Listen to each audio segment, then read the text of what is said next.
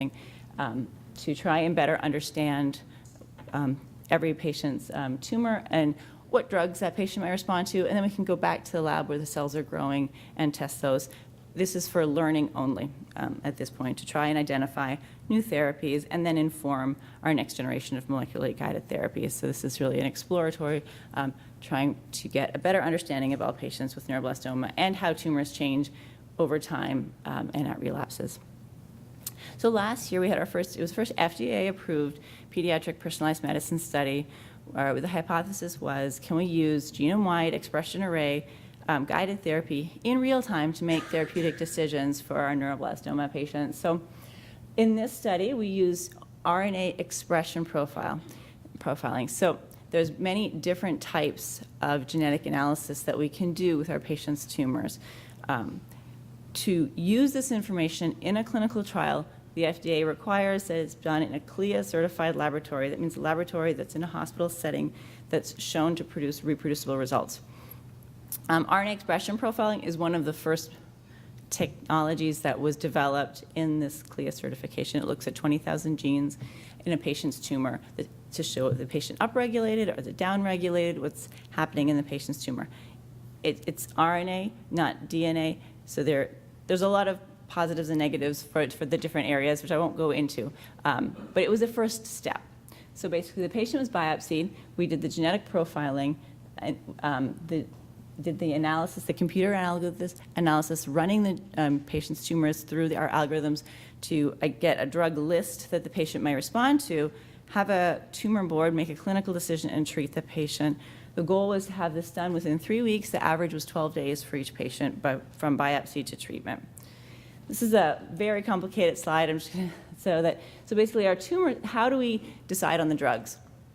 The patient's tumor is compared to a whole body normal control. So we want to know, compared to the normal body, in the tumor cells, what's upregulated, what's downregulated, what's making that cell different from a normal cell and pushing the cell to grow.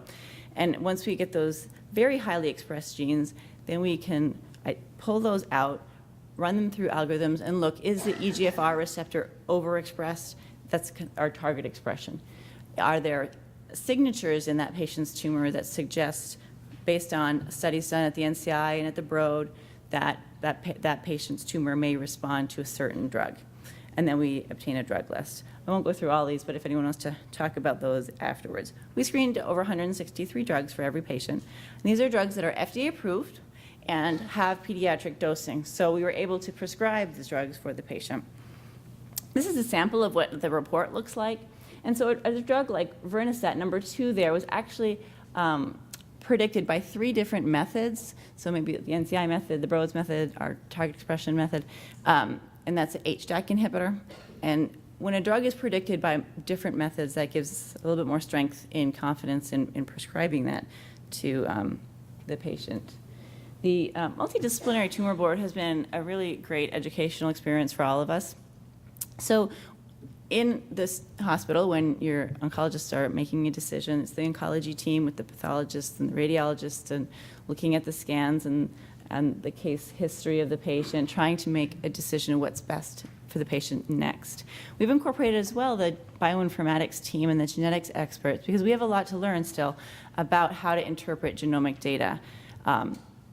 And we're starting to do that. They've been a critical part of this team. So we host an online tumor board with all our 16 sites, and as well as the bioinformatics team from TGEM, and as well as from the University of Vermont, to help us really understand what is happening in our patient's tumor and how to best treat the patient. We have a pharmacists team as well that's on the call with us because they're really important. We can combine up to 4 different drugs together on this study. We know that single agent studies may not always be the best for our patients, and that really combining medications to hit multiple targets in a patient's tumor will give us a better chance at seeing a response. And so when this study is really to test the method. And so with the pharmacists, they screen drug databases to look for drug-drug interactions. We talk with our families about every medication they're on, the supplements they're on, and there's a natural supplements database to look at drug-drug interactions, as well as Lexicon Pro, Micromedex, and other databases that the pharmacists can use to help us in terms of safety, to make sure that we're safely treating our patients. And then once this happens, the treatment plan actually is reviewed then by a medical monitor to review for safety for 24 hours before we treat the patients. And so this is, again, the same, the path. And we enrolled 16 patients last year on this first feasibility study. 2 actually were ganglioneuroma, and therefore they were benign. This all made us think a little bit more about biopsying at relapse. We don't always do that. Often we'll go straight to treatment. But it was very interesting to see because the 2 of those patients who were actually ganglioneuroma didn't need necessarily any further therapy. So they were not treated. 14 patients were enrolled and met feasibility. Our primary endpoint for the study was to show that this was possible, this whole process was possible to do in 75% of our patients, so 9 out of 14. We actually surpassed that. All 14 out of 14 patients were biopsied all the way through treatment. There were no serious or unexpected adverse events, and safety was one of the major endpoints as well for the FDA. But with the screening, with the pharmacy review, as well as the medical monitor review, and safe dosing, we didn't experience any adverse events. So the conclusion was that it is safe and feasible to use genetic information in a tumor board setting to make clinical decisions for patients. How did we do in treating our patients? These patients, just in terms of years post-diagnosis, it ranged from 1 to 11 years post-diagnosis. Number of previous treatments was between 1 and 18. Many patients had really received many, many relapse therapies because we have so many options now in relapse neuroblastoma. The number of cycles completed on this trial, the median was 2, the range was 1 through 6. Out of the 14 patients, 5 patients were able to be treated for 6 months on therapy. The 1 obtained a partial response, and 8 out of 14 were able to stabilize disease. All patients were actively progressing at entry onto study. They all had a recent new progression, which is always a question as to whether a patient coming onto a study is already stable and continues to be stable, if that's meaningful. But a patient who's had active new progression, to be able to stabilize for a period of 6 months, we felt there was about a 60% benefit. And 5 out of 14 had progressive disease. One example of a patient, and it's interesting, so stable disease for us means that to have a partial response, we have to see a greater than 30% reduction in tumor size on a CT or resolution of MIBG lesion. So if a patient has improvement in MIBG lesion or decrease in catecholamines, that's still stable disease for our patients. So this patient, who was a stage 4 neuroblastoma, diagnosed in November of 2010 at 3.5 years of age with a left adrenal mass, a supraclavicular mass, bone and bone marrow disease. Was treated in Texas on a COG study, on our standard COG study. After 2 cycles, showed no change. Continued on study and had a gross surgical resection in April of 2011. Had persistent osseous and bone marrow disease, though. So the surgical resection removed her primary tumor, but she still had bone and bone marrow disease.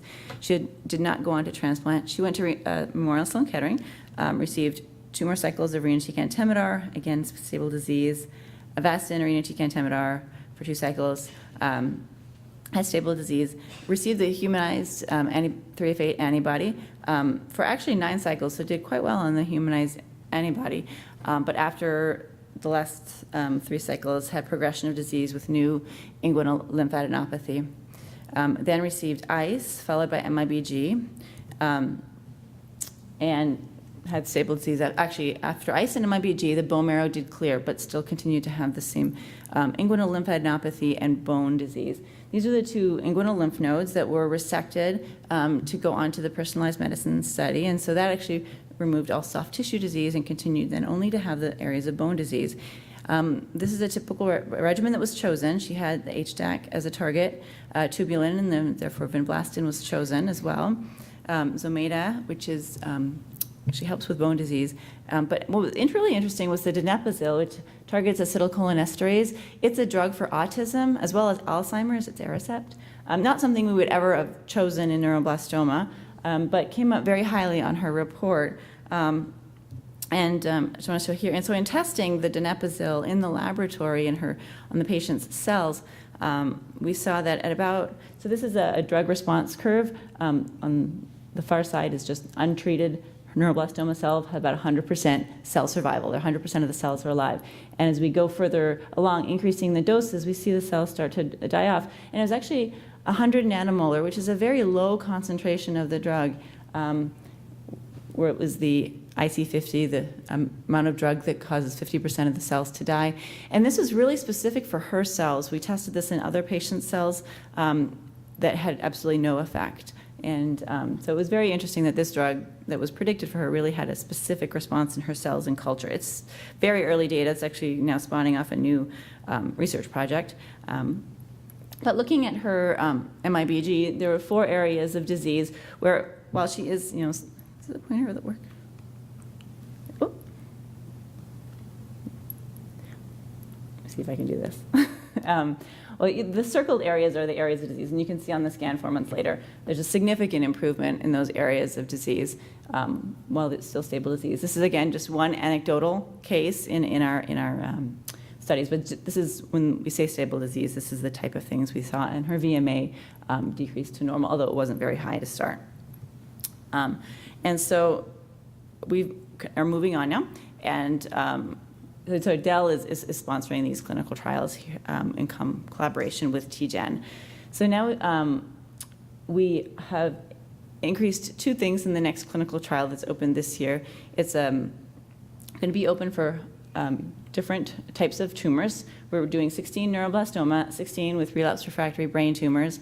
One of the patients on the initial study, the one that had the partial response, actually was a neuroblastoma that had relapsed in the brain. We were able to do a needle biopsy, kind of just with a burr hole. Patient tolerated it very well, and with the analysis had a dramatic partial response. She had 5 brain tumors, 3 of them completely resolved, and the other 2 shrank significantly.